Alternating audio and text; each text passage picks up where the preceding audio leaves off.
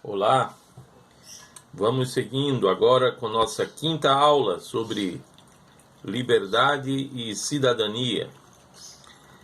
E dessa vez eu gostaria de mostrar para vocês a razão do que estávamos falando na aula anterior.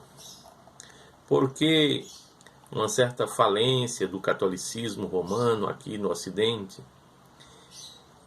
Isso se deu ao conservadorismo romanizado. E conversar sobre isso é extremamente necessário, porque a Igreja Católica Romana,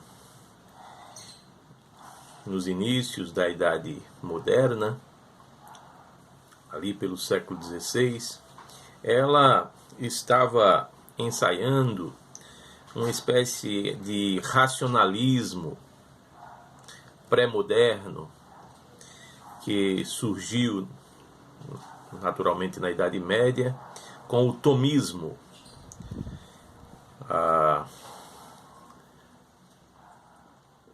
E esse racionalismo pré-moderno impedia a Igreja de compreender o humanismo que surgia no Ocidente naqueles dias.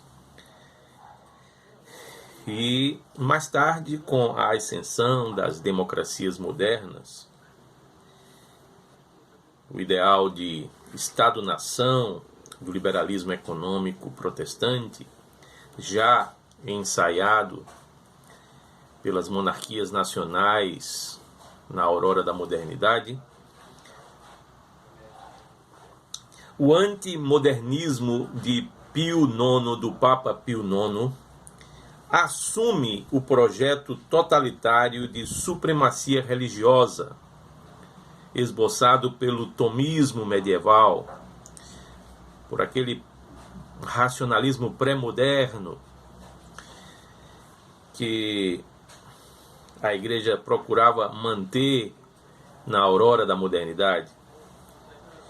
E esse projeto totalitário de supremacia religiosa se tornou uma realidade com o dogma da infalibilidade papal, promulgado por Pio IX, pelo Papa Pio IX.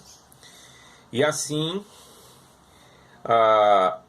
o conservadorismo romanizado suprime a liberdade da pessoa humana e o livre exercício da cidadania naqueles dias. Então, como o autor de tudo isso foi o Papa Pio IX, eu gostaria de falar para vocês que ele recebeu a incumbência de ser Papa na época em que a Igreja perdia definitivamente o poder temporal. E assim ele procura promulgar o dogma da infalibilidade papal como reação a essa perda do poder político.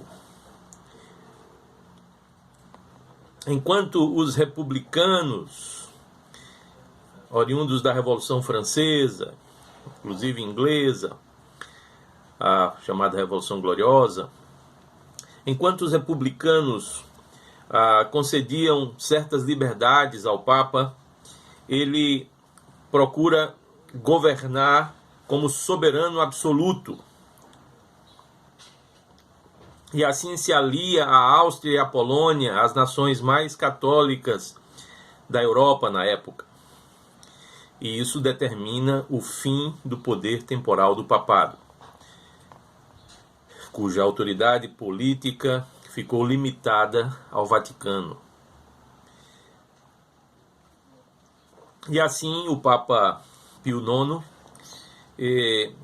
procura uma alternativa e ele promulga o dogma da Imaculada Conceição de Maria, uma ideia controversa dentro da Igreja Romana, desde que a Igreja Romana se separou da Igreja Ortodoxa.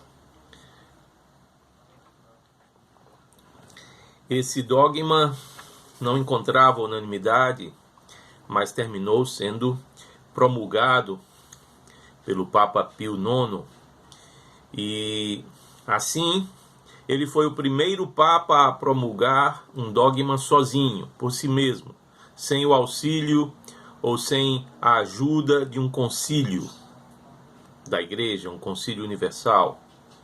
E isso tudo era um teste, um ensaio para se perceber qual seria a reação. E não houve uma grande reação na Igreja. Assim, o cenário estava pronto para a promulgação do dogma da infalibilidade papal, que se deu em um concílio que o Papa Pio IX convocou. E ele não cessou de lutar contra o que ele chamava de novidades, inovações, as novas ideias. Que inovações eram essas?